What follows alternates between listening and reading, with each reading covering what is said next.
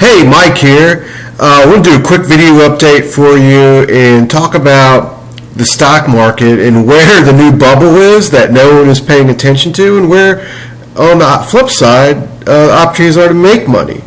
But first, a little news story that caught my eye today is that Robert Shiller just won the Nobel Prize in Economics. Why is that important? Why am I pointing that out to you? Well, Shiller is the guy that came up with the cyclically adjusted PE ratio that I've been using the past couple years to make money in the stock market. I haven't invented new formulas to trade stocks or invest or anything like that. I'm just applying the methods of people like Shiller to pick out undervalued markets and places to really invest in. And pretty much works. That's why I invested in Europe last year, and that's why I invested last week in 2 stocks in Argentina. But if we look for the other thing, which is bubbles, and he called the real estate bubble before it blew up, and actually said the stock market was a bubble in 2000 before it blew up. So I want to talk to you a little bit today about where the bubble is now in stocks. Of course, the bond market is a bit of a bubble. We all know that because you can't get any interest in return for the money you put in them, or CDs for that matter too. And it's just a matter of time that bonds are going to go into a bear market, interest rates will go up.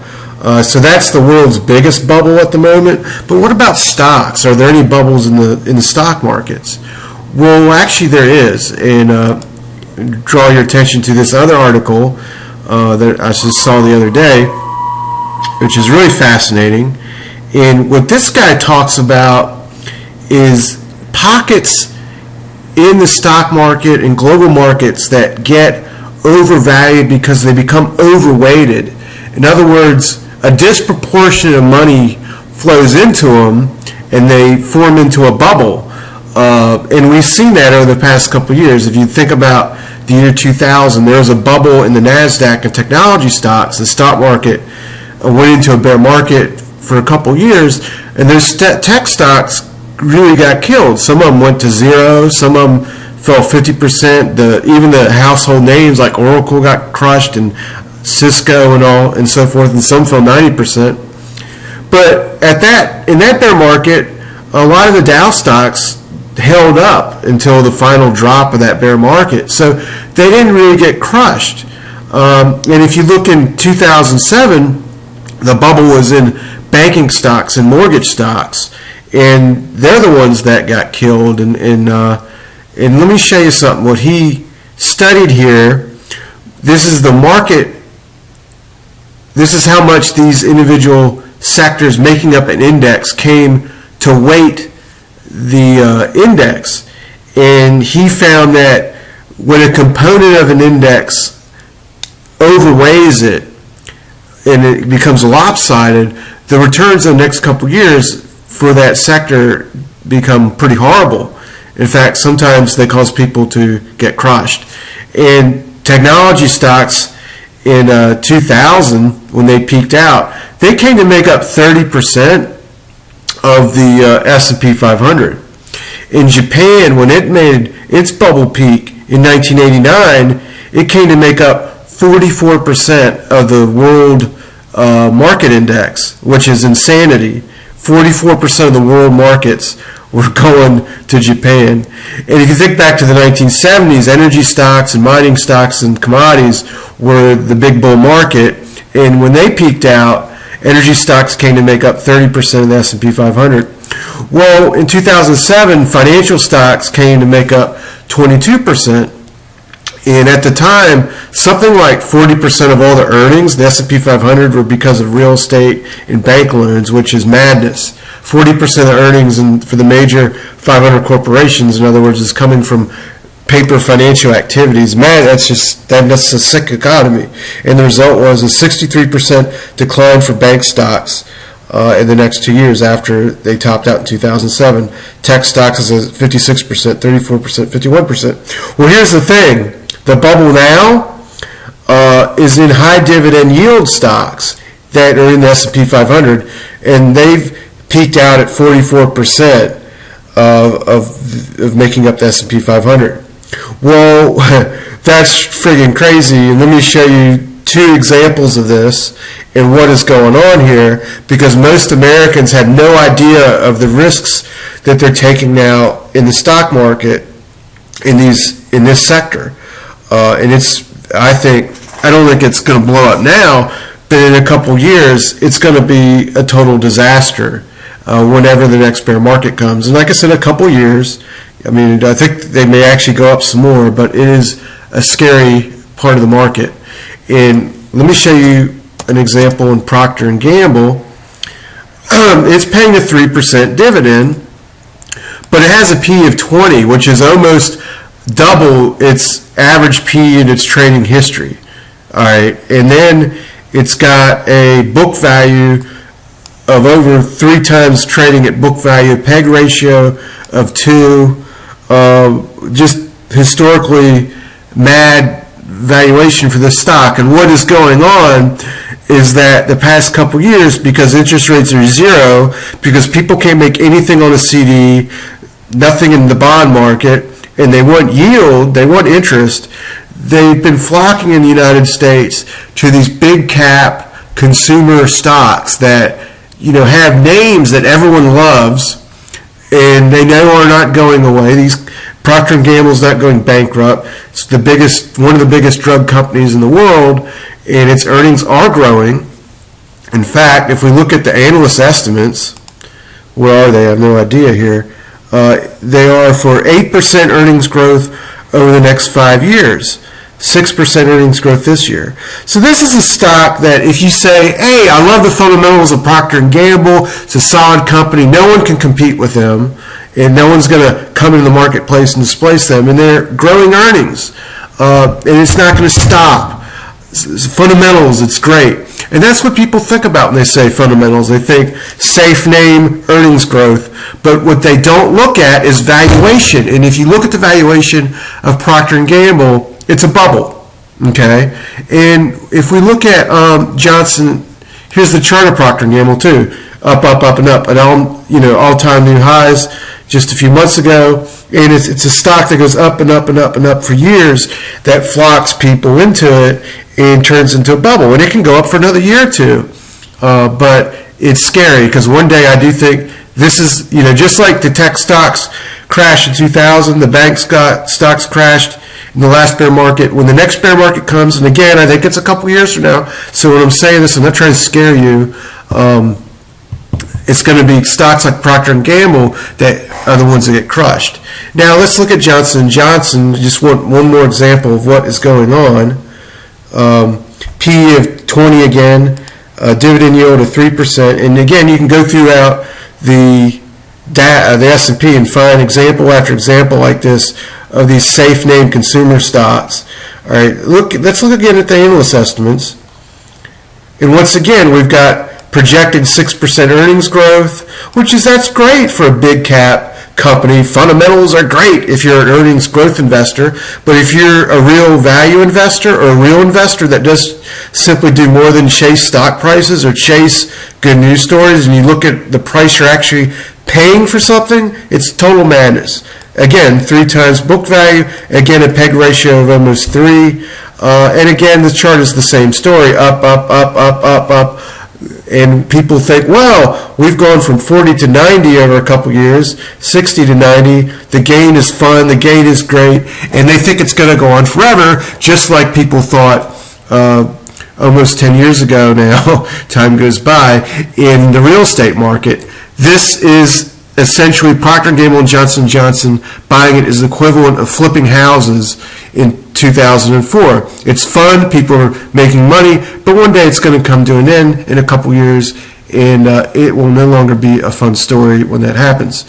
So how do we navigate the markets? How do we find bargains? And again, if we're looking at the S&P 500, I'm speaking of the most dangerous sector in it. There are still some sectors undervalued. Ironically, the financial stocks and the energy stocks, which had been bubbles in the past, are actually places that, because they both have gone through bear markets, a vicious bear market in 2009 for the bank stocks, and of course commodities got beaten up the past couple of years. They actually do provide value inside the United States stock market. If you're looking for the cheapest valued sectors, they are the game.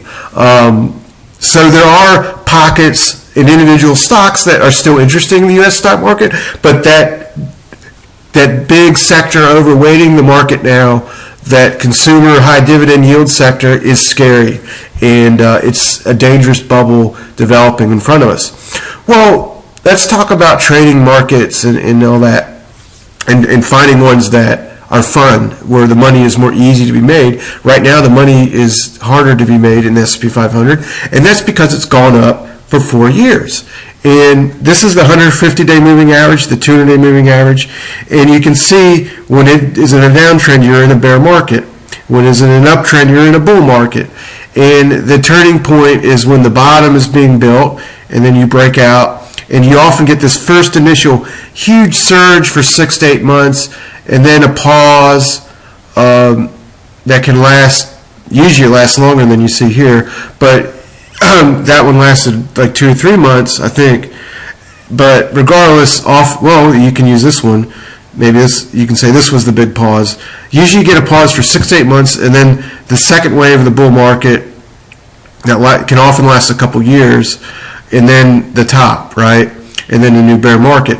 What this means is that the later you are into the game, the less the potential upside. That's simple, obvious fact. So the best time to buy is somewhere in here if you want the most points. And then the second best time to buy, and actually from almost the safest time, because you are sure by then you're in a bull market, is this pause, this 6 to 8 month pause that often takes place, and then you get that second wave. So if we look at the 2009 beginning of this bull market, these are tough crashes, and then it just surged, bam, bam, bam, bam, bam, and then we had a pullback here that lasted 2 or 3 months, and then boom. So you can buy that pullback, right? 2 to 3 month pullback, and often in that pullback you will find stocks that have doubled in price, and then they'll pause for 3 to 6 weeks to make a great entry point, and then they'll break out again. So that's what I'm looking for in a few individual markets right now.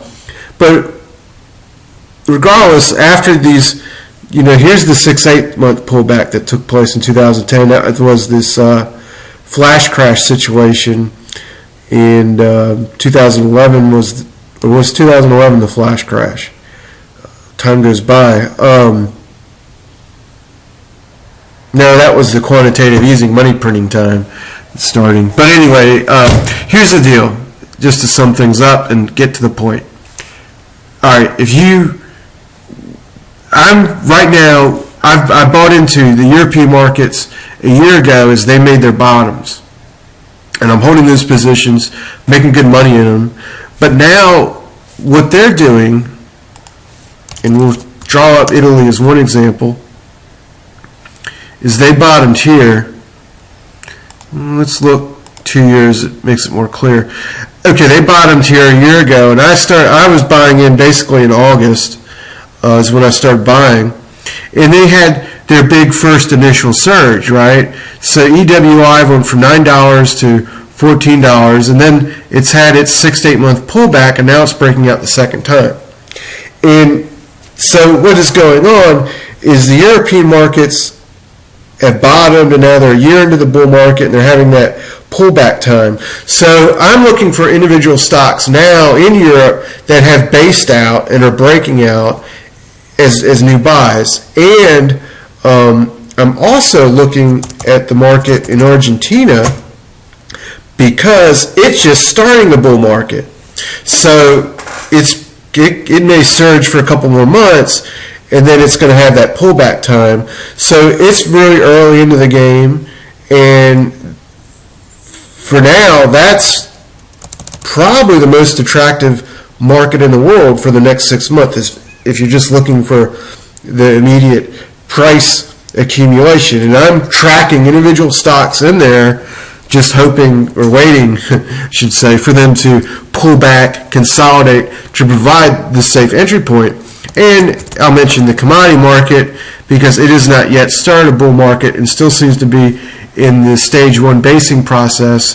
The CRB index basically needs to break this August high, and if we look at the gold stocks, they also are in some sort of stage 1 process that at this point I was thinking they had a chance to break out basically here last month, but if they broke the 280, 290 level in the HUI here, this is the gold stock index, they could have broken the base, but they're retesting the lows instead, which means they're likely to go sideways for a few more months, probably break out at the end of this year, sometime in the first quarter of next year. So here's a market that hasn't started a bull market yet, probably will within the next 6 months. Then we got Argentina, that's very early into a bull market. Then we have Europe, that is a year into a bull market and is breaking out. So these are the early games here, and then the S&P is the 4-year-old game, the 8th, 7th, 8th, 9th inning, somewhere in there. But I like to play in the first inning because usually when you get in the first inning, the pitches are really big because the pitching you see are slow balls coming to you, and then they bring in the closer in the end of the game that will make you strike out, especially if you're the last batter. And if you're the last batter in the stock market game, you get caught holding the bag, and that is no fun. And the easy money, the fun money, is to buy in the beginning because then you can hold for a very long time. To give you an example of how that works, or a way to think about this, if you're late in the game, then it's really a trader's game. If you take this Proctor Gamble thing, if it breaks out to a new high, maybe it'll go up 5% or something, and that's a fun little trade for a couple weeks, and then you got people using computer programs to day trade these things. But if you buy early into the game, you can get a 30% gain and then just hold. And if it pulls back 10%, you don't care. So these stocks I bought and I'm holding, I'm thinking I can hold them for a couple years, so I don't care if they pull back 5 or 10% when I'm already up 50% and sometimes 100%. And to show you a magic example of that, I called this stock, see how this was the Bank of Ireland, a total wipeout crash, right? But I bought it last year here in I can't remember if it was the end of November. I think it was December, but I bought it. Must be December. I bought it around $6.50, and this was the bottom stage 1 base, and it came up, shot up, and then it paused, and that provided a great entry point, and then it broke out, and I made like 50% from 6 to 9, and I was excited. At the time, I was saying this is the best stock I can find in the stock market.